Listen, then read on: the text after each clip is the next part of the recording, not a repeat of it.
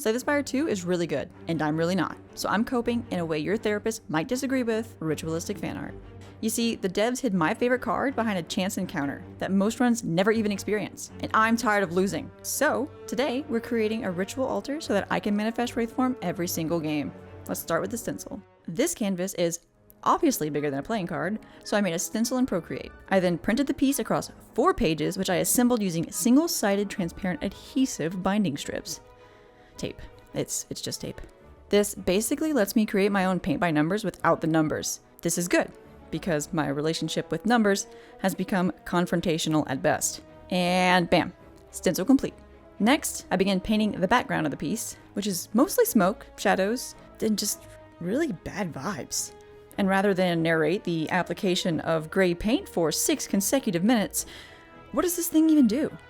Waith Fowm is basically a card that says, what if dying just didn't happen for a while? Specifically, it reduces all incoming damage to 1.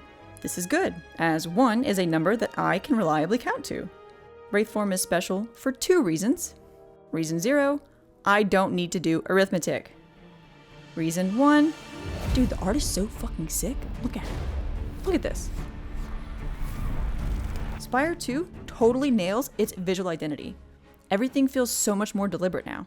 The original game has charm, but Spire 2 feels so much more confident. Like, the artists fully understand what this world's supposed to feel like. And the cards don't just look cool anymore. They feel connected to the actual climb itself. You start recognizing things, like enemies you fought, rituals you've interrupted, places you've passed through dozens of times, sometimes more, and characters who look like they existed long before you arrived, and will still be there after another failed run sends you back to the bottom. A lot of cards feel less like illustrations and more like snapshots of things just happening somewhere else while you're climbing the spire. It makes the world feel cyclical, ancient, alive, and that feeling is reflected throughout all of the art in the game. Which brings us to the reason we're all gathered here today, Waith Fowm. This is the original artwork.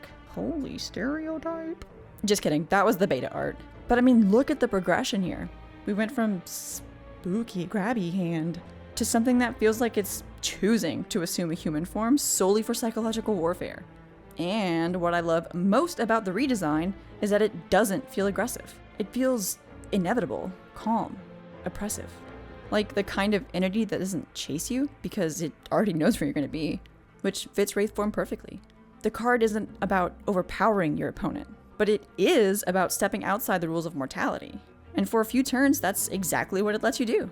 So naturally, we're recreating the artwork and surrounding it with candles and offerings like emotionally stable adults. Waith Fowm belongs to the Silent, Slay the Spire's rogue character, which makes a disturbing amount of sense. She's not a hero. She feels like the kind of person who walks into cursed ruins instead of away from them, probably to steal stuff. Poison, cloaks, daggers, like she speaks exclusively in cryptic riddles, which is impressive considering she never actually speaks. She is the Silent after all. And the deeper you get into her lore, the stranger she becomes. Disclaimer, Slay the Spire 2 is still in early access, so all of this lore is subject to change. But right now, everything in her culture revolves around rituals. Hunts, trophies, trials. Every victory feels less like a triumph and more like proof. Proof that she's worthy. Proof for her sisters. The lore keeps describing these ceremonies with this really unsettling sense of normalcy.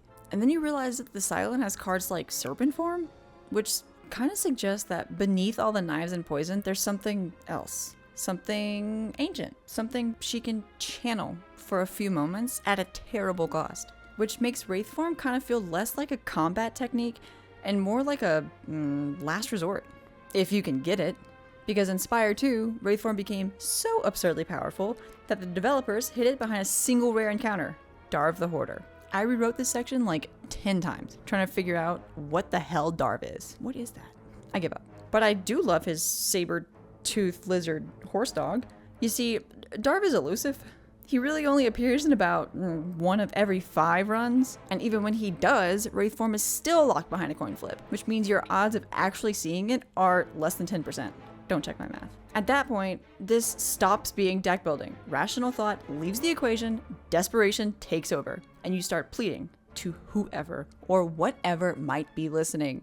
But first, we must finish the centerpiece of our seance. I'm putting on the final touches, which took approximately 1,351 layers because apparently ethereal venom is artist code for good luck, idiot.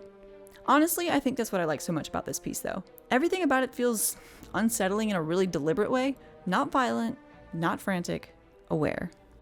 Patient. Beautiful in the way something dangerous sometimes is. And with the offering complete, it's finally time to perform the ritual.